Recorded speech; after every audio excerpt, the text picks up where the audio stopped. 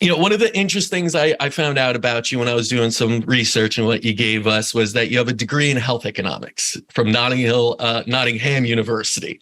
And Yeah. it's obvious that led you to where you are now, but what even brought you to health economics in the first place? And what exactly does that mean for an audience that's kind of trying to figure out what that degree brings you? Yeah, so I was interested in economics. I did it at school, and then I applied to read economics at Nottingham. And in my first year, I did one of the sessions on the food economic system, and I thought that was really interesting. And then, through the rest of my degree, I had a chance to sort of specialize in certain topics, and I did quite a lot of stuff on the healthcare system. And that was really where I started to look at essentially the cost of delivering healthcare and how it varies across all the different nations. And it became clear that both there in the UK, where I grew up, but also in the US, where I was born, and I had the passport, very fortunately, healthcare costs were on a exponentially upward trajectory, right? So going up and going up really quickly.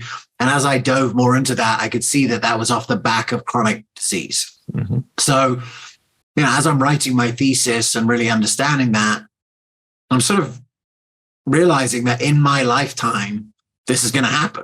Yeah. Right. It's not like at some time in the future, you can see the numbers keep getting bigger and bigger.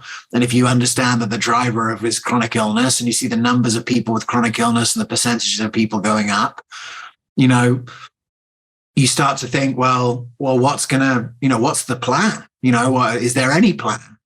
And ultimately, I just knew that there was a different way to do healthcare because I'd grown up as the weird kid that did natural medicine.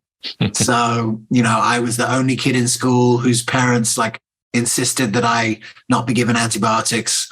And that was in the 80s, 30 years ahead of, antibiotic resistance. I had a chiropractor growing up, and the first thing that I would take would be homeopathic remedies. So I knew that there was a different way to do it. I knew that we were on this unsustainable path. And for a while, I just ignored it. I took another job as an investment banker in London. And I was like, we'll just get on with doing what normal people do.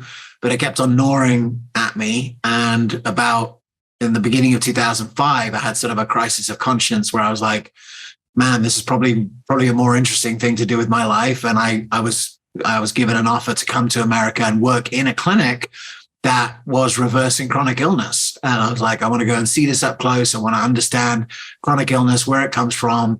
And the first question that I had is it reversible, right? Can you take someone who is chronically ill and can you get them back to a point where they're no longer chronically ill? And that was 17 years ago. And it's been a learning journey ever since.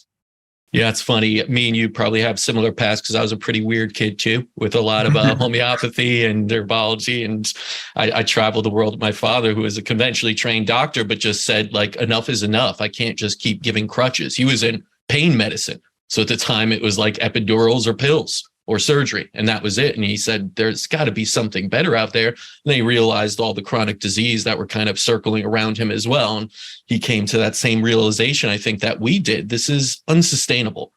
And when people ask me why I do what I do, it's not to get into business or anything like that. It's because of this. If we don't do something, this just can't keep going in the way it's going.